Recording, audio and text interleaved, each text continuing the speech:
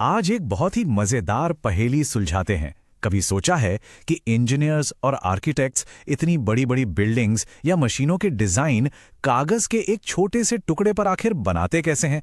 चलिए आज इसी के बारे में जानते हैं। तो प्रॉब्लम बिल्कुल सीधी है। मान लीजिए कोई चीज है जो 6 मीटर लंबी है, मतलब एक छोटी कार की जितनी लंबी। अब उसे कागज की एक मामूली सी A4 शीट पर बनाना है। सुनने में तो इम्पॉसिबल लगता है ना? भाई कैसे फिट होगा ये? इसका जवाब छिपा है एक बहुत ही स्मार्ट टूल में जिसे कहते हैं प्लेन स्केल। और नहीं, ये कोई मामूली फुट्टा या रूलर नहीं है।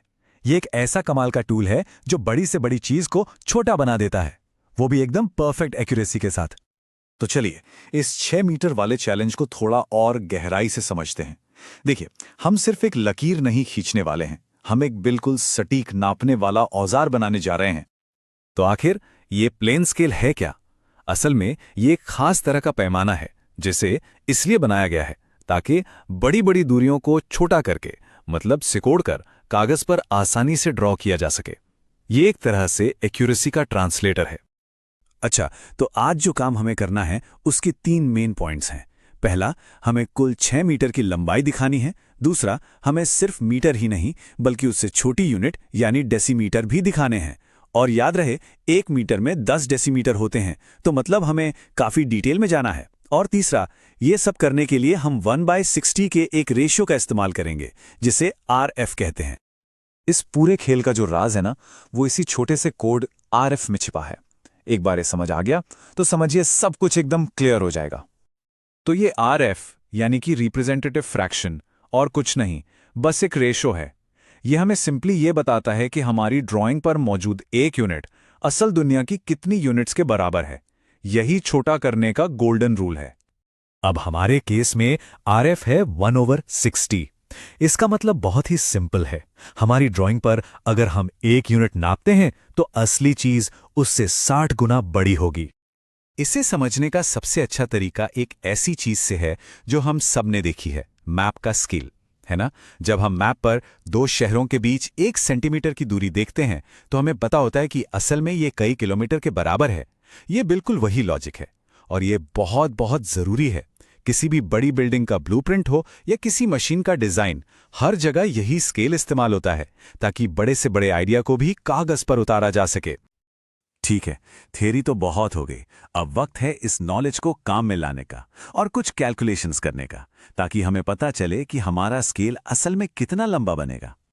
तो सबसे पहला काम है लेंथ ऑफ द स्केल या LOS पता करना। ये वो असली लंबाई है जो हम अपने कागज पर ड्रॉ करेंगे। कह सकते हैं कि ये हमारे पूरे प्रोजेक्ट की नींव है। इसका मैथ्स बहुत सीधा साधा है। फॉर्मूला से शुरू करते हैं। LOS बराबर होता है RF गुणा मैक्सिमम लेंथ। अब अपनी वैल्यूज डालते हैं। 1/60 को 6 मीटर से गुणा करते हैं। अच्छा, कैलकुलेशन को आसान बनाने के लिए मीटर को सेंटीमीटर में बदल लेते हैं। तो 6 मीटर हो गया 600 सेंटीमीटर। अब बस 600 को 60 से डिवाइड करना है और हमें मिलता है हमारा मैजिक नंबर 10 सेंटीमीटर।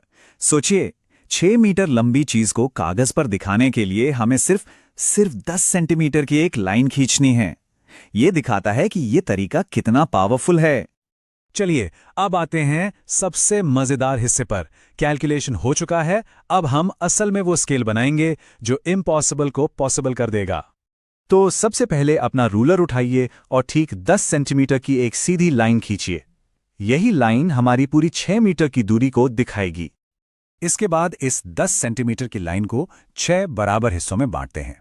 क्योंकि पूरी लाइन 6 मीटर की है तो इसका हर एक हिस्सा ठीक 1 मीटर को दिखाएगा। अब आते हैं छोटी यूनिट्स पर।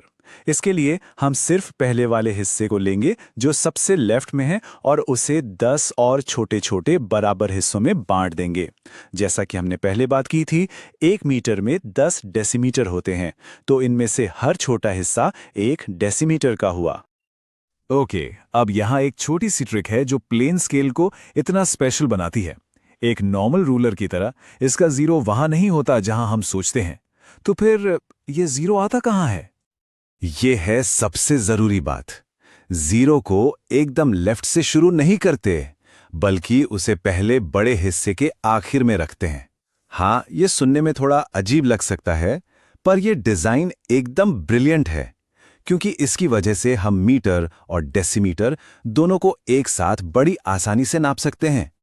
तो इसे पढ़ते कैसे हैं? बहुत आसान है। 0 से राइट की तरफ जाने पर हम मीटर नापते हैं और 0 से लेफ्ट की तरफ जाने पर हम डेसीमीटर नापते हैं। और आखिर में हम इसे एकदम साफ और पढ़ने लायक बनाने के लिए कुछ फिनिशिंग टचेस देते हैं। राइट साइड पर मीटर को लेबल करते हैं 0, 1, 2, 3, 4, 5। लेफ्ट साइड पर डेसीमीटर को लेबल करते हैं और स्केल के नीचे RF और यूनिट्स लिख देते हैं, ताकि कोई भी इसे देखे तो समझ जाए कि ये क्या है। और ये तैयार है। मैथ्स और ज्योमेट्री के कुछ सिंपल स्टेप्स से हमने 6 मीटर की इतनी बड़ी लंबाई को 10 सेंटीमीटर की एक छोटी सी काम की ड्राइंग में बदल दिया है। तो प्लेन स्केल बनाना तो हमने सीख लिया, पर यह एक सवाल भी खड़ा करता है। अगर ये प्लेन यानी सादा वाला स्केल है, तो फिर एक कॉम्प्लेक्स स्केल क्या क्या कर सकता होगा?